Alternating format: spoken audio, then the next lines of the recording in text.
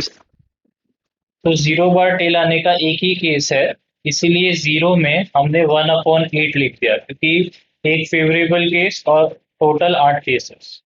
फिर एक बार टेल आने का ये वाला, सेकंड वाला, थर्ड वाला, फिर फिफ्थ वाला, ये 3 केसेस है जहाँ पे एक ही बार टेल आ रहा है।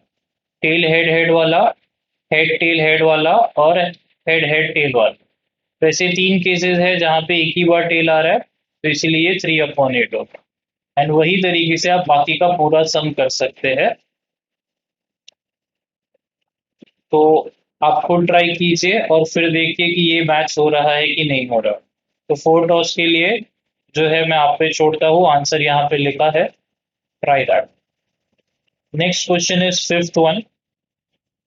So in the fifth question, they have asked that find the probability distribution of the number of successes in two tosses of a die when a success is defined as a number greater than 4 appears on at least one die।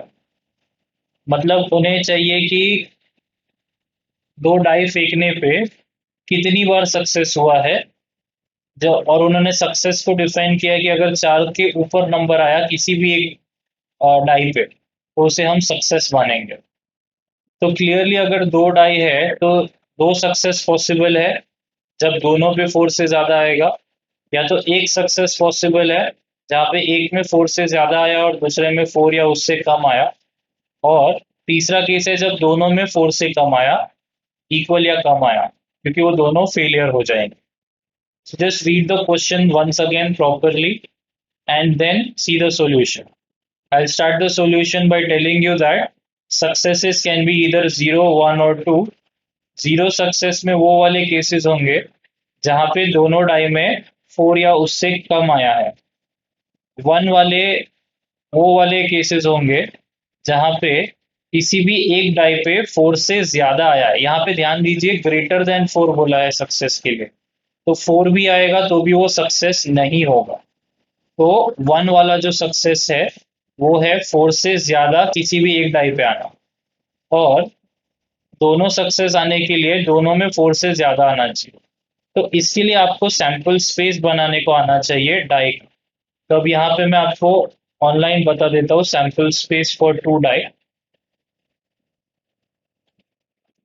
तो ये obviously आपने lower standards में पढ़ा है कि ये जो table है वो है sample space of two die. तो अब इसमें हम क्लियरली देख रहे हैं कि टू वाला जो है, मतलब दोनों हिट होने के लिए ये चार पॉसिबल केस है, क्योंकि ये चार केसेस में दोनों नंबर्स ग्रेटर देन फोर है। तो इसीलिए जो टू वाला आंसर है वो है 4/36। तो इसीलिए यहाँ पे टू वाले में लिखा है 4/36। अब वन वाला मतलब एक में फोर से ज्यादा होना चाहिए, तो ये एक है, ऐसे ही ये वाला है, ऐसे ही ये, यहाँ पे एक फोर से ज्यादा है, यहाँ पे भी एक फोर से ज्यादा है, यहाँ पे भी एक फोर से ज्यादा है, यहाँ पे भी, यहाँ पे भी और यहाँ पे भी।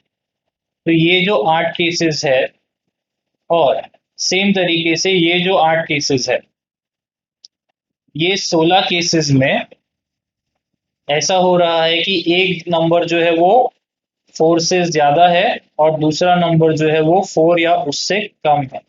तो इसीलिए ये जो 16 केसेस है, यहाँ पे 8 और यहाँ पे 8, वो वन वाले इसमें आएंगे। तो इसीलिए इसका आंसर है 16 अपॉन टोटल विच इज 36। और अब जो बचे हुए हैं ये वाले 16 केसेस, ये जो है वो जीरो वाले में आएंगे, क्योंकि यहाँ पे एक भी ऐसा केस नहीं है जहां पे कोई भी एक भी फोर से ज्यादा हो।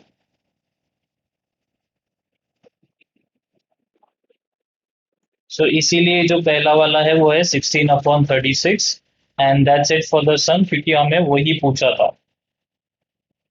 नेक्स्ट क्वेश्चन ले लेते हैं। सिक्स वाले क्वेश्चन में हमें पूछा है कि from a lot of 30 bulbs which include 6 defective. मतलब टोटल 30 बल्ब्स है और उसमें से 6 डिफेक्टिव है। इसका मतलब यहाँ से हम कंक्लूड कर सकते हैं कि 24 जो है वो प्रॉपर बल्ब्स है। अब ये 30 बल्ब्स में से 4 बल्ब्स उठाए हैं रैंडमली विथ रिप्लेसमेंट। ये वर्ड बहुत इंपॉर्टेंट है कि फिर उसे रिप्लेस कर दिया, मतलब अच्छा है तो अच्छे से रिप्लेस कर दिया, खराब है तो खराब वाले से रिप्लेस कर दिया। तो find the probability distribution of the number of defective bulbs. तो अब जब 4 बल्ब्स हम सैंपल में ले रहे हैं तो कौन से केसेस आ सकते हैं डिफेक्टिव बल्ब्स के लिए। तो सीधा सा बात है कि अगर 4 बल्ब्स है तो चारों के चारों डिफेक्टिव हो सकते हैं, या 3 डिफेक्टिव हो सकते हैं, या 2 डिफेक्टिव हो सकते हैं, या 1 डिफेक्टिव हो सकता है, या तो फिर एक भी डिफेक्टिव नहीं हो सकता। तो इसका मतलब एक्स का जो वैल्यू है, जैसे हम फर्स्ट सम सेकेंड सम में देखे कि अगर इसमें सिर्फ पूछा होता कि what are the possible values of x, तो अपना आंसर होता 0, 1, 2, 3 एंड 4, क्योंकि ये सब पॉसिबल वैल्यूज ऑफ एक्स है। या तो 0 बल्ब खराब है, या तो एक बल्ब खराब है, या तो 2 एंड सो ऑन। तो इसीलिए आपको आई होप पहला वाला जो पार्ट है वो तो समझ में आ गया कि ये जो एक्स के वैल्यू है वो 0, 1, 2, 3 और 4 क्यों है, क्योंकि 4 बल्ब्स में से probability distribution of defective bulb ढूंढने बोला है। तो या तो एक डिफेक्टिव, या तो 2, या तो 3, या तो 4, या तो एक भी नहीं। अब इसे सॉल्व कैसे करें। तो अगर 0 डिफेक्टिव बल्ब है तो इसका मतलब जो पहला बल्ब पिकअप किया होगा वो 24 में से किया होगा जो अच्छे वाले हैं। तो इसीलिए पहले वाले के लिए 24/30 हो जाएगा, favourable case upon total case. अब उन्होंने वापस अच्छे वाले से रिप्लेस कर दिया, तो अब जब दूसरा बल्ब पिकअप करेंगे तो वो भी अच्छा ही होना चाहिए क्योंकि 0 डिफेक्टिव है। तो 0 पहले बल्ब के लिए 24/30, दूसरे के लिए 24/30, तीसरे के लिए 24/30 और चौथे के लिए 24/30। तो ये अपने सब केसेस हो गए, और ऑब्वियसली हर एक जो है वो 4/5 हो रहा है कट होके, तो आंसर आ जाएगा 4 रेज टू 4 और 5 रेज टू 4, क्योंकि 4 इंटू 4 इंटू 4 इंटू 4 होगा, ऐसे ही नीचे 5 इंटू 5 इंटू 4। मैं आपको रिपीट कर देता हूँ, समझा देता हूँ वापस कि 0 डिफेक्टिव बल्ब होने के लिए जो पहला बल्ब चूज किया वो 24 में से चूज करना है और टोटल 30 है। अगर उन्होंने ऐसा बोला होता कि रिप्लेसमेंट नहीं हो रहा है तो अब टोटल बल्ब जो बचे होते वो 29 होते, और जो अच्छे बल्ब होते उसमें से वो 23 होते। तो फिर यहाँ पे 23/29 आता अगर उन्होंने बोला होता कि रिप्लेसमेंट नहीं करना है तो। लेकिन यहाँ पे हमें रिप्लेसमेंट करना है, तो इसलिए वापस जो 30 के 30 बचे हैं और 24 के 24 अच्छे बचे हैं। तो that's it for the first part.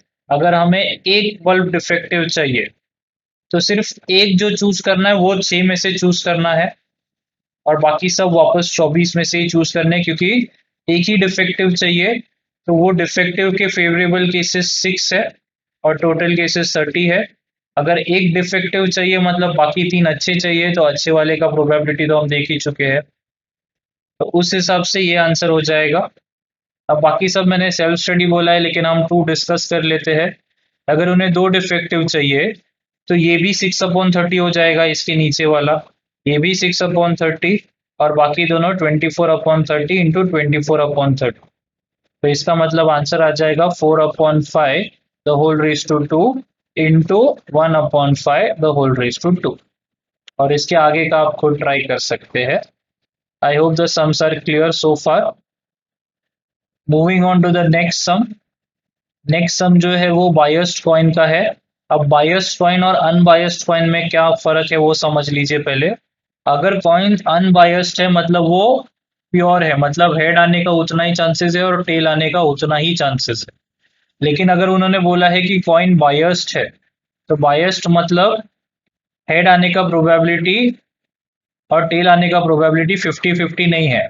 फिर वो देंगे कि क्या प्रोबेबिलिटी है। तो यहाँ पे जैसे सम देख रहे हैं, तो यहाँ पे बोल रहे हैं कि हेड आने का प्रोबेबिलिटी टेल आने से 3 टाइम्स ज्यादा है। तो ये इसका मतलब बायस्ड कॉइन और अनबायस्ड कॉइन होता है। ये जो सम है मैं नेक्स्ट वीडियो में चालू करता हूँ।